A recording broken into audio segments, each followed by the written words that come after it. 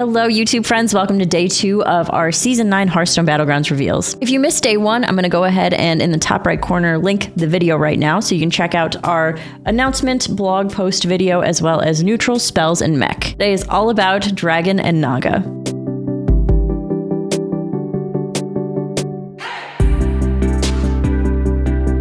Alrighty friends, we're going to follow the same format that we've been following, which is what's leaving, what's changing, and what is returning or new. For our minions leaving on tier 1, we have the Glim Guardian leaving. So it was the Glyph Guardian forever ago, came back as the Glim Guardian. Honestly, I'm pretty happy it's leaving because sometimes it felt like a really horrible coin flip on turn 1 and 2. So glad to see that one gone. Next, leaving is the Twilight Emissary on tier 2. This was the taunt battle cry, give a friendly dragon +2/+2. Outside of helping out with the Skyfin, it did feel a little bit out of place, so I'm not mad that that's gone either, but I'm hopeful that we get like a little bit more battle cry support. On tier 3, the Roaring Rallier is leaving. This was the 2/6 dragon. Whenever a friendly dragon attacks, give it +3/+1. Another one I'm not super mad about. I know originally like it was a lot worse to play against because things would live at like 1 health.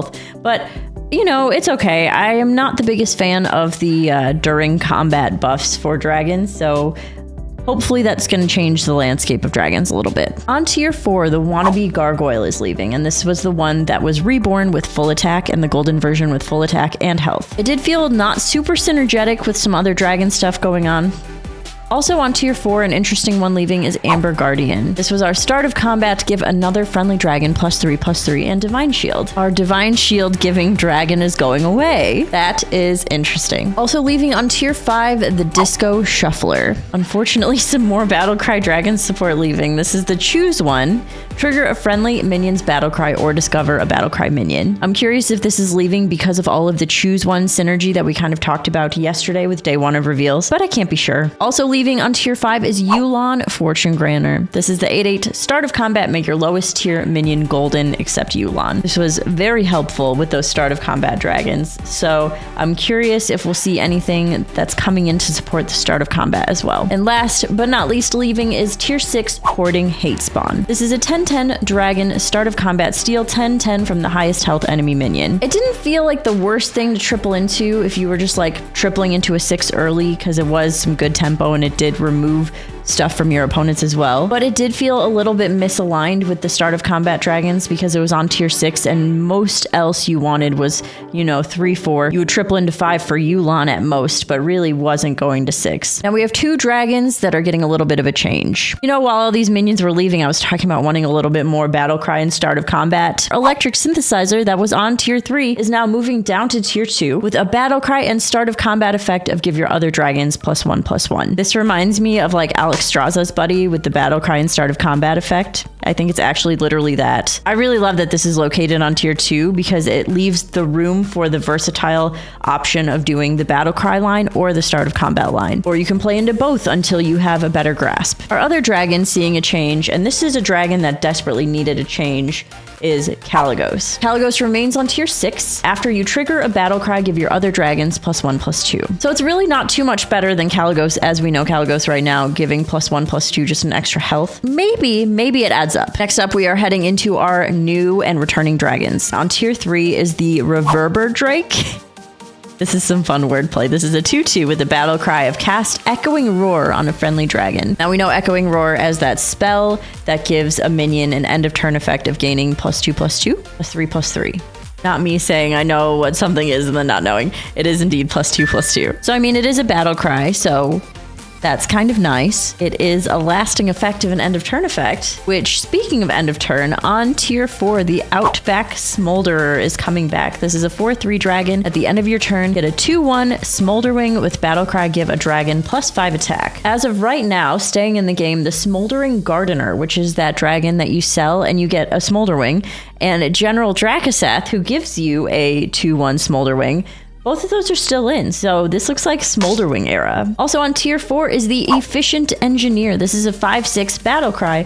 Trigger a friendly minion's end of turn effects, except Young Murkai. That's really funny because the Young Murkai with the battle cry would be an infinite loop of nonsense and break the game.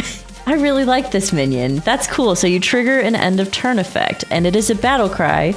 so can be duplicated with Bran. And if it's triggering an end of turn effect, I feel like if you have a Drakari, you probably could double trigger the end of turn effect. Science time? Yeah, it's a very intriguing minion. This is an oldie but a goodie coming back here on tier 4. This is Razorgore, the Untamed. Razorgore was one of my favorite dragons, and it's really cool because now we're getting a very cohesive picture of an end of turn dragon situation, right? So Razorgore is a 2/4 at the end of your turn. Gain +1/+2 for each other friendly dragon. So does not gain from itself, but can scale pretty quickly. And as we continue down the line of end of turn effects, we have our tier 5 Nether Drake. Nether Drake is a 4/12. At the end of your turn, give your other dragons +1 attack and upgrade this. I feel like Nether Drake has seen a lot of iterations through its time of coming and going back in the Battlegrounds. I like this one. This is pretty cool. Of course, we still have Whelp Smuggler and we still have the Hunter of Gatherers to close any kind of health gaps that the Nether Drake leaves. Yeah, this is kind of sick. We have a very popularly unpopular minion coming back. On tier 5, we have Nightbane Ignited. This is our undead dragon that we had before that was very good. Taunt Death Rattle. Give 2 random friendly minions this minion's attack. It got pretty crazy with attack stacking. No, that doesn't work that well. It got pretty insane though. Lots of stats very quickly. Interesting to see it back. Last but not least, for dragons coming back, we have Nadina the Red. It has been a while since we've seen Nadina. Nadina is back with the Death Rattle. It give 3 friendly dragons Divine Shields. I loved Nadina. I'm so happy to see Nadina back. Now that Amber Guardian is gone, it does look like we are, in general, lacking Divine Shields. My favorite thing was to shield all of my dragons and then run Nadina kind of close to the back of the board. So after they all lost their shields, Nadina kicked in and they all got them back. I mean, who's to say that we can't do something like that? Poet is still in the game. I officially feel like dragons might be one of the most versatile minion types between having start of combat effects active as well as end of turn, as well as our battle cry situation. And I mean, the end of turn and battle cry are kind of connected, but not entirely. It's been a little bit since dragons have had a kind of heyday, and I would love to see that happen here. All right, on we go to Naga. Naga is getting some changes. Here we go into what's leaving. On tier 1, our Snail Cavalry is leaving. This was our 2/2. Once per turn, when you cast a spell, gain +1/+1. It was cute. It fell off. Next is the Reef Riffer. This was a 1/1 with a spellcraft of give a minion stats equal to your tier until next turn. I was kind of surprised by that one, but this next one is going to blow your mind. On tier 3, leaving is the Deep Blue Crooner. This was the 2/2 Naga with the spellcraft of give a minion +1/+1 until next turn. Improve your future deep blues. Our zesty Crooner build is gone because there's no more Crooner. So what's our new build? Also leaving on tier 3 is the Shell Whistler. This is the 3/2 Naga with the battle cry. Get a random tavern spell from tier 2. I weirdly loved this minion. Like, I really enjoyed this minion. Maybe because it's a battle cry. Next up on tier 4, the Soft-Hearted Siren is leaving. This is a 3/6. Whenever this takes damage, get a random spellcraft spell up to 3 times in a combat. I mean, I understood the tempo play for this minion, and I feel like it fit more into like a Lord of Gains build, but I just wasn't the biggest fan of it. On tier 5, Tide Mistress Athissa is once again making an exit. This is our 2/7 Naga. Whenever you cast a spell, give 3 friendly Naga +1/+1. It was really interesting seeing Athissa's power levels when Naga were first introduced compared to when they came back, and her needing a buff and still not being enough. Another one of our minions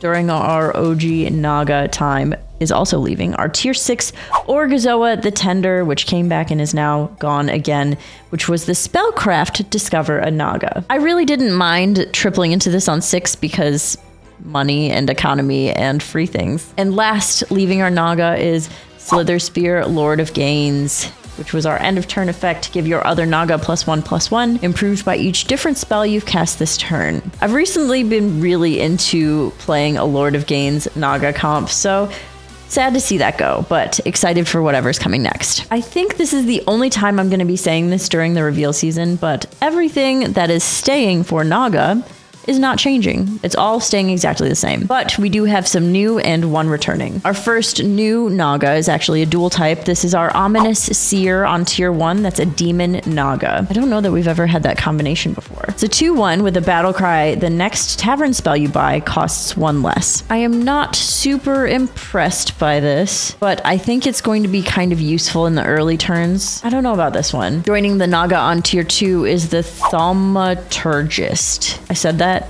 really wrong, I think, but I'm gonna roll with it. Thaumaturgist? Thaumaturgist. The 3/3 spellcraft. Give a minion +1/+1 until next turn. Improved by every 4 spells you've cast this game. 4 spells. So, you know, spellcraft, tavern spells, blood gems, any kind of spell improves this. I think we're gonna start seeing a pattern here. On tier 4, we have the Arcane Cannoneer. 5/6 Naga. Whenever this attacks, deal 1 damage to the target. Improved by every 4 spells you've cast this game. There's a pattern. I mean, at the very least, Arcane Cannoneer is a nice shield removal, but also, you know, assuming by the end of the game you're really casting spells. Hopefully that also is able to do some damage and not just make contact with a shield. Our next new minion on tier 5 is the Dark Crest Strategist. This is a 4/5 Naga. Spellcraft, get a random tier 1 Naga and it upgrades each turn. Well, this is some nice economy. It's like Orgazoa, but better. I'm not mad that Orgazoa is leaving because now we have the Dark Crest Strategist. I think it's safe to assume that when it hits tier 6, it will continue to give you tier 6 Naga. That's a fantastic triple into 5. Also on 5 is the Showy Cyclist. This is a 4/3 Death Rattle. Give your Naga +1/+1. Improved by every 4 spells you've cast this game. All the spellcraft, it's making sense. That's a pretty cool